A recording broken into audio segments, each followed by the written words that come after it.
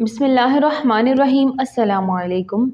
ایک جہنمی اور اللہ کے درمیان دلچسپ مکالمہ۔ حضرت محمد صلی اللہ علیہ وسلم نے فرمایا، آخری بندہ جسے اللہ پاک جہنم سے نکالے گا، پتہ نہیں کتنے ہزار سال جہنم میں جلنے کے بعد جب باہر آئے گا تو پلٹ کر جہنم کی طرف دیکھے گا اور کہے گا، یا اللہ تیرا شکر ہے تو نے مجھے اس دردناک عذاب سے نجات دے دی۔ اسے سامنے ایک پودا نظر آئے گا تو کہے گا، اتنا عرصہ بیت گیا، نہ ٹھنڈ دیکھی، نہ رحمت دیکھی، نہ مٹھاس چکھی، پانی چکھا، تو کہے گا، اللہ مجھے اس سائے کے نیچے کر دے، تیری بڑی مہربانی ہوگی۔ اللہ پاک فرمائیں گے، جا وہ سایہ تجھے نصیب کر دیا۔ کچھ دیر ادھر بیٹھے گا، سستائے گا اور بار بار جہنم کی طرف دیکھے گا اور کہے گا، ہائے کتنا دردناک عذاب تھا، کتنی طویل رات تھی، کتنا طویل دن تھا۔ میں رب کا شکر ادا کرتا ہوں، صرف توحید کی نعمت کی وجہ سے اس نے مجھے نکال لیا۔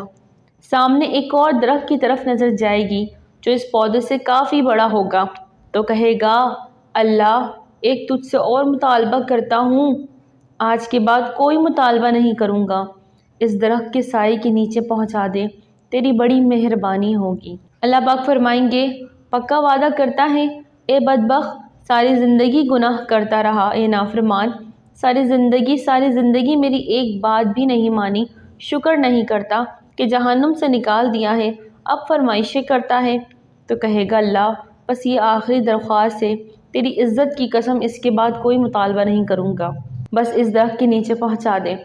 اللہ پاک فرمائیں گے، جا تجھے نصیب کیا۔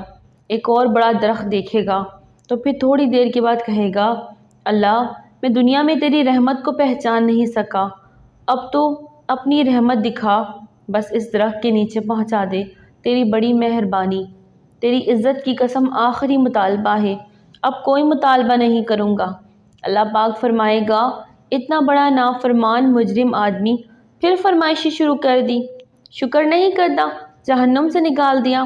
تو کہے گا، یا اللہ تیری عزت کی قسم بس اب نہیں کہوں گا، یہ آخری مطالبہ ہے۔ تو اللہ پاک فرمائیں گے، جا تجھے نصیب کیا۔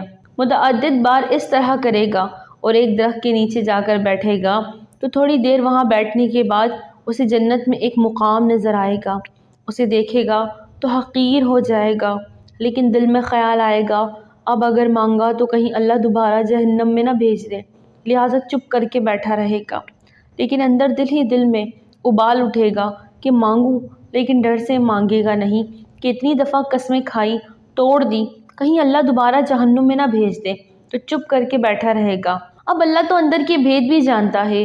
تھوڑی دیر کے بعد اللہ کہے گا، مانگتے کیوں نہیں ہو، مانگ کیوں نہیں رہے مجھ سے؟ تو کہے گا، یا اللہ میں نے اتنا مانگا، اب مانگتے شرم آتی ہے، تیری اتنی دفعہ قسمیں توڑی ہیں، اب تیری قسم توڑتے شرم آتی ہے۔